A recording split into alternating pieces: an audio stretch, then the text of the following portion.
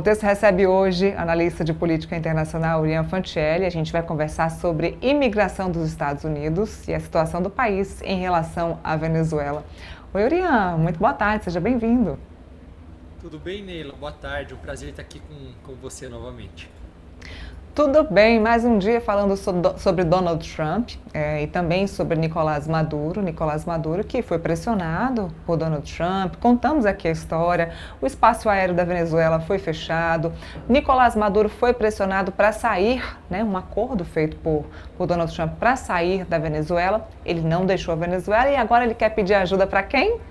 Para o Brasil. Conta pra gente essa história, Urian. Pois é, né? O Nicolás Maduro ele fez um vídeo usando o boné do MST, falando em portunhol, dizendo para os brasileiros saírem às ruas. Mas eu vejo que, obviamente, primeiro que isso não vai ter impacto nenhum, não vai conseguir, os brasileiros manifestando não vão conseguir ajudá-lo e ninguém não tem nem interesse em fazer isso. Pelo contrário, eu acho que isso acaba até prejudicando o governo, porque eu vejo que mesmo entre a esquerda brasileira, a esquerda mais, não digo a esquerda mais radical, mas a esquerda mais democrática, não é um regime que eles apoiam a Venezuela. Inclusive é um assunto bastante tóxico que todo mundo tenta se distanciar. Então, ele flertar aí com esse grupo, acho que é uma má propaganda, inclusive para o governo Lula, que durante a vida inteira tentou justificar esse regime. Agora, Neila, algo que vale a pena a gente focar também é essa nova mudança de estratégia que acontece nos Estados Unidos. Para quem não acompanha, a gente tem falado isso ao longo das semanas, mas nos últimos meses os Estados Unidos eles ampliaram sua presença militar no Caribe, deslocaram navios, aviões, tropas, tudo para muito perto da Venezuela. Colocaram lá até mesmo o maior porta-aviões do mundo, cruzadores, navios de assalto, anfíbio, embarcações, enfim, todo tipo de poderio militar que eles têm. Mas o que está começando a acontecer agora e nas últimas semanas que já tem ali um aspecto um pouco diferente, que é a ampliação da capacidade militar de instalações dos Estados Unidos em Porto Rico e nas Ilhas Virgens Americanas, né? Tem inclusive a construção de uma novas e antigas bases também, bases que foram fechadas há bastante tempo, ou seja, não se trata mais apenas de mobilidade naval, existe todo um rearranjo de infraestrutura militar nesse território americano que está bastante próximo da Venezuela. E tudo isso, ele ocorre num contexto em que o Trump ele já afirmou publicamente que os ataques a barcos suspeitos de narcotráfico, eles podem evoluir para ataques em terra. Então ele está argumentando que ele já sabe inclusive onde que esses alvos vivem. Aí eis que os Estados Unidos agora eles divulgam a sua nova estratégia de segurança nacional. E o que ela diz? Que eles vão tirar o pé de várias frentes globais para concentrar poder, influência e presença militar justamente aqui na nossa região. É uma mudança que ela é bastante profunda. Os Estados Unidos, eles dizem que eles não querem mais bancar aquele papel de polícia do mundo, que os seus aliados, tanto na Europa quanto no Oriente Médio, na Ásia, eles vão ter que assumir um papel de maior responsabilidade, enquanto aí eles tentam voltar as atenções para a América Latina, principalmente nessa região do Caribe, muito próximo da Venezuela. Então, esse plano, ele prevê mais marinha, mais guarda costeira patrulhando essas rotas marítimas, fazendo mais operações aí com o uso de força letal também contra os cartéis e aquilo que a gente falou já algumas semanas atrás. É como se o Trump ele tentasse resgatar aquele conceito da doutrina Monroe, que defendia basicamente que os Estados Unidos é que deveriam cuidar dessa região do mundo. E eu trago isso justamente para dizer que essa mobilização aqui, que supostamente seria contra o narcotráfico, ela deixa cada vez mais claro duas coisas. Primeiro delas, que existe ali uma incompatibilidade desses planos dos norte-americanos para esse hemisfério com a permanência da Venezuela, do regime do Maduro ali no poder, Por quê? Porque é um regime que ele é simpático àqueles outros países que são os inimigos, entre aspas, declarados do regime, geopoliticamente falando, do Donald Trump, China e Rússia. Então, ter o Maduro ali não é interessante tanto para o Trump geopoliticamente, quanto também é incompatível com aquilo que o Marco Rubio, secretário de Estado norte-americano, vê como uma visão quase que pessoal. Então, a gente pode estar aí se preparando para algo que vai durar mais tempo, algo de mais longo prazo ainda do que apenas uma operação específica ou de pressão momentânea. Agora, Urian, para onde o Maduro vai fugir? Para onde ele vai pedir asilo? Porque se não é interessante dar asilo para Maduro, para onde ele vai pedir ajuda? Pediu ajuda ao Brasil, o presidente Lula...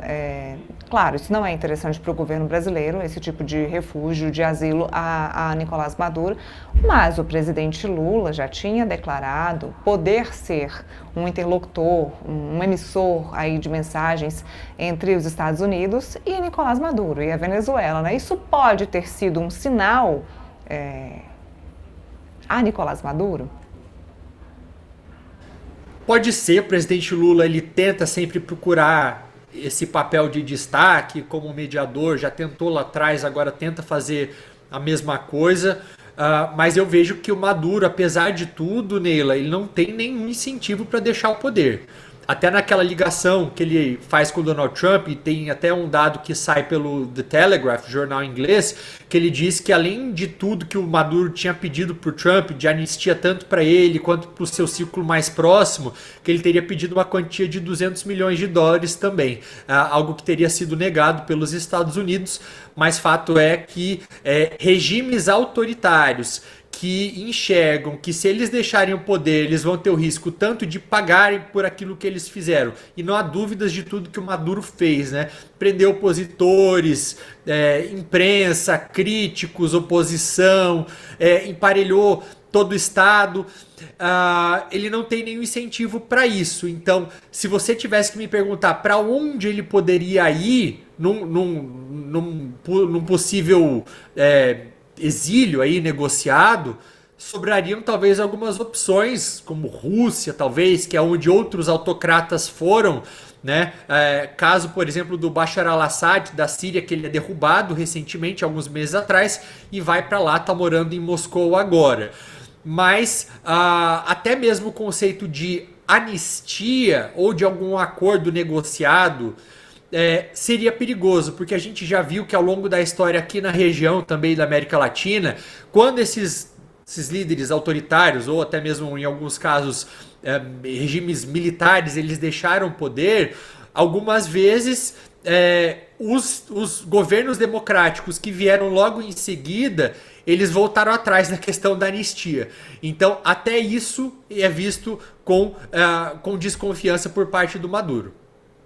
Agora, Urian, você citou aí a sonora fala do Nicolás Maduro, que tentou ali emplacar um portunhol, colocando o boné do MST. Vamos assistir essa sonora, essa fala do presidente da Venezuela, que é melhor a gente assistir do que só falar. Vamos ver. Doy las gracias a el Movimiento Sin Tierra del Brasil. Movimiento Sin Tierra. Muito obrigado, Brasil. Muito obrigado, MST. La luta continúa, a vitória nos pertenece. Viva a unidade do povo Brasil, viva a unidade com o povo venezolano. Bueno, aí, povo de Brasil, pendente, a la calle, a apoiar Venezuela em sua luta por la paz e soberania. Eu falar para vocês toda a verdade. Temos direito à la paz com soberania. Que viva do Brasil. Precisa melhorar um pouquinho, né, o português para convencer o presidente Lula, Urian. Nossa, que vergonha alheia. Eu assisti um ditador falando isso, tentando, enfim, falar com parte da população brasileira.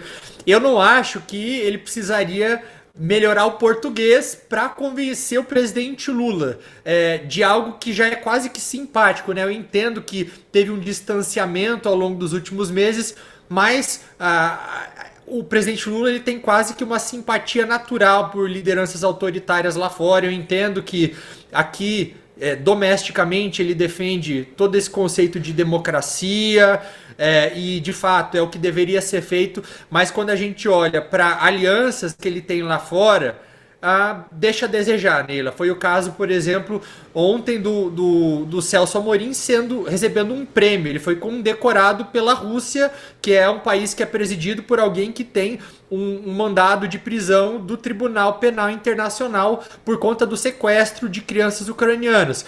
E isso acontece um dia depois do Brasil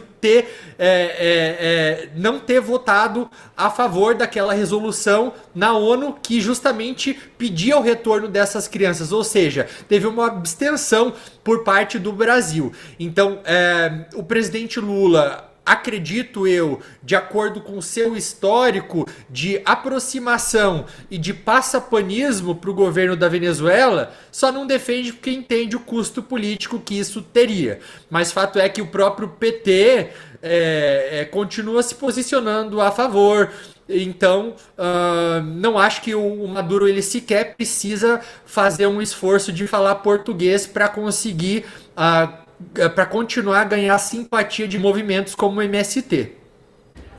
Agora, quem ganhou a simpatia do presidente Lula de vez foi o presidente Donald Trump. O presidente Donald Trump que quer limitar, espero que não seja o Brasil, mas quer limitar a entrada de mais países, de mais nações no país norte-americano. Lembrando que ele já havia aí limitado em 19 o número de países que não poderia entrar nos Estados Unidos. E me parece que agora ele deve aumentar esse número, restringir esse número para cerca de 30 países.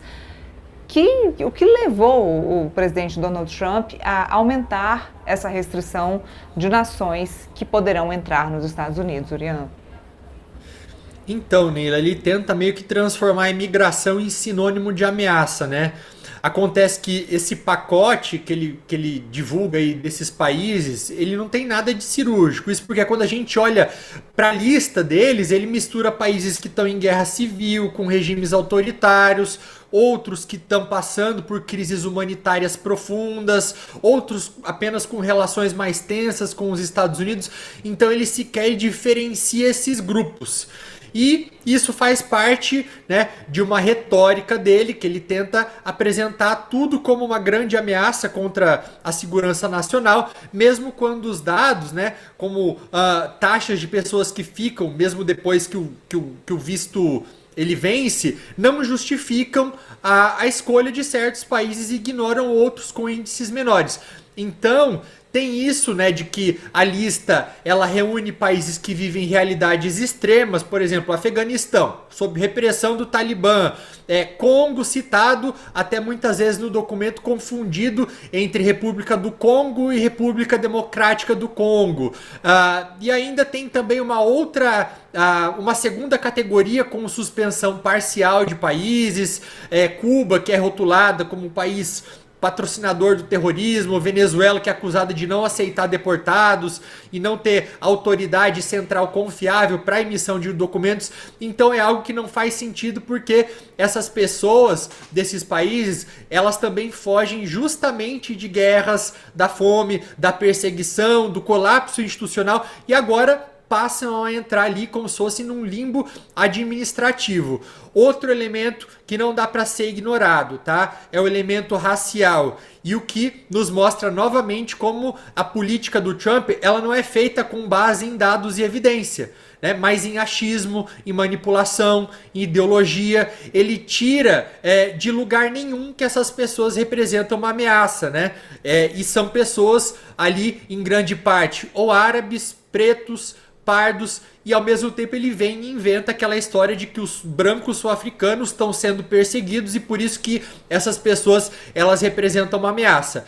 Algo que vale lembrar também para a gente prestar atenção e que pode escalar um pouco. A questão do Trump com os americanos da Somália também agora. Foi a nova ofensiva dele nos últimos dias. Ele fez uma declaração, acho que foi 3, 4 dias atrás. Ele olhou para a câmera, diante de todo o país, ele chamou os somali-americanos de lixo. Ele insinuou que essas pessoas deveriam voltar para casa, mesmo quando a maioria dessa comunidade ela é formada por cidadãos americanos ou residentes legais que vivem há décadas no Minnesota. Então ele tá pegando ali, Neila, alguns grupos específicos, usando essas pessoas como bodes expiatórios para demonizar toda uma população. Isso é muito perigoso.